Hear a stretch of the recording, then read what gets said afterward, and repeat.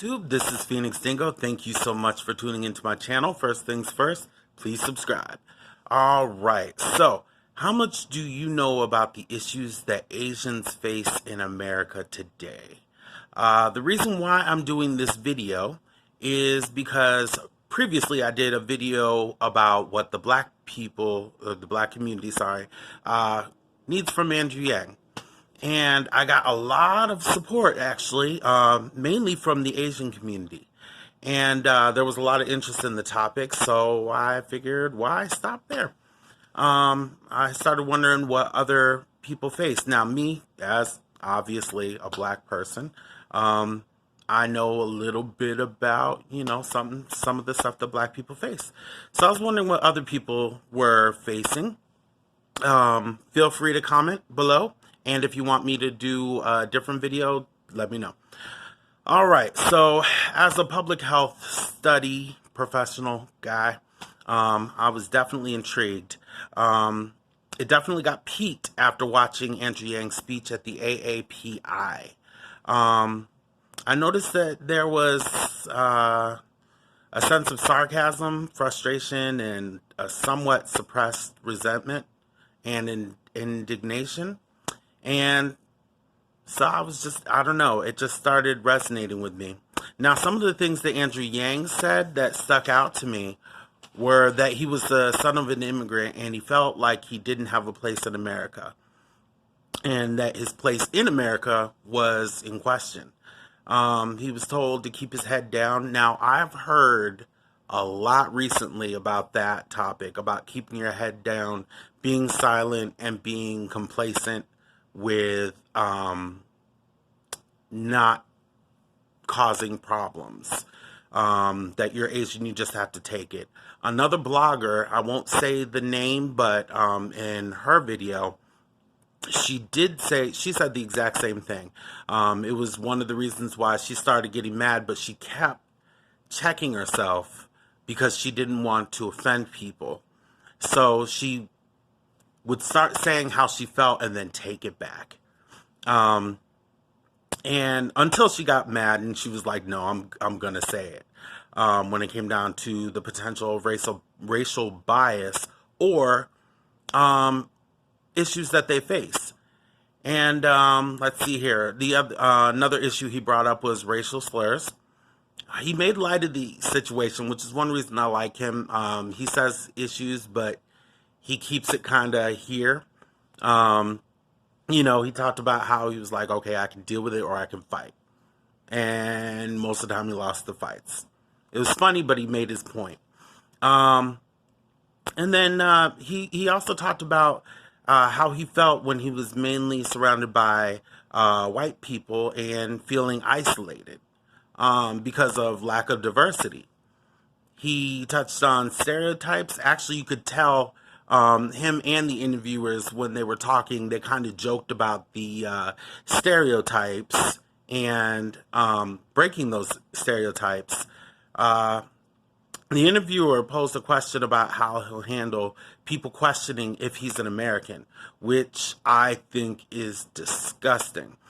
He brought up how they did the same thing with Obama and how people were questioning whether he was even American, if he had the right to even be the president, which feeds right back into people not feeling like they belong and a lack of identity. And I love the fact that he sees the fact that with him winning, he can be an example or a figurehead for others that, just because he doesn't necessarily fit what people consider American, he's an example that you can be anything that you want to be and that you do belong in the country. I thought this was very important, but again, I wondered why. So I looked up a little bit to see some of the issues and then looked a little deeper. So here are some stats. 12.6% of Asians are living below the poverty. Now, well, one quick thing. I want to explain what the AAPI is. It's Asian American Pacific Islanders. Okay. So 12.6% are living below the poverty limit. There's high rates of English illiteracy. This is problematic because they can't communicate with their health providers um, adequately. So their needs aren't necessarily being met. Um, I know that they have, when I worked in the health department, we had Spanish translators, but we didn't have any for the Asian community. And we did have a lot of Asian people that were coming in. So this is one place where the things are falling through the cracks, where they're not getting the help that they deserve as an American, or even as someone trying to become an American. It's just not there or adequate enough. Um, and this is problematic because it leads to cancer. Cancer is the leading cause of death. Cervical cancer for Asian women is the highest in the U.S. Chronic hepatitis B is about 1.5 million Asians in the U.S. I will put the links down below where I got all these stats from. When looking at drug rates, I wanted to see if that was a factor in the hepatitis B issue. And when I looked into the drug rates to see if this was a factor, I found that because they were Asian and they weren't fully integrated in health studies, little's known about their drug habits. Now, that's a major problem. One, it shows neglect. Two, it reinforces the fact that they don't have a place in America, which is a travesty. How can you do health studies and leave out a major demographic of the U.S.? That makes absolutely no sense. This is another place where there is bias, even in the health community, where we're leaving out critical members of society. We're not taking into account what they're going through because I guess they don't see it as important. I don't know. But it's kind of outrageous to me. Okay, so another one is with AAPI, 30 to 31% experience employment discrimination. The black community is at 26%. We're number 2. But with the Asian community, it's even higher at 30 to 31%. That's crazy. 20% experience discrimination for rental or home buying programs. 20%. The AAPI's largest percentage in decline in home ownership is the highest of any racial group. So, I mean, this is just some of it. Asians report less mental health issues than white counterparts, but are more likely to commit suicide. Sounds like a public health crisis to me. And then there's also barriers for seeking help. Again, here comes the language barrier. So, to me, it sounds like there's significant issues that the Asian community faces. And I think I'm a firm believer that in trying to in trying to fix things for your community, you need to consider other people's community as they need to do your own. If we stick together and work on all of our issues, we have more of a chance of getting stuff done.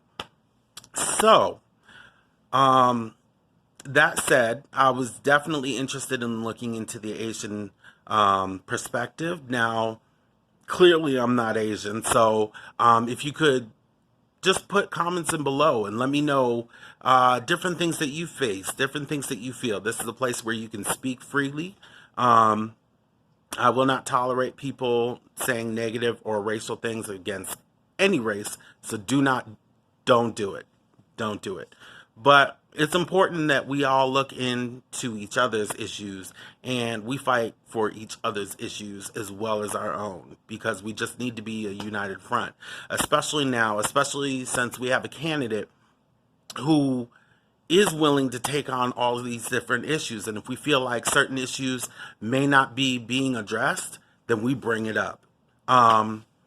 And I think Andrew Yang is the one who will actually listen. If we say, hey, we need a little attention in this area, I think he'll really seriously take it into account, look into it, and come back with some solutions. So anyways, that is what I have for you right now. Please help me grow my station by subscribing. Please comment below. Let me know if you want me to do a video on any other group or any other issue, or you want me to do some research on any policies or whatever. Put it down below. I will get back to you. I will do every video that you ask for. Thank you so much for watching, and I hope you have a wonderful day.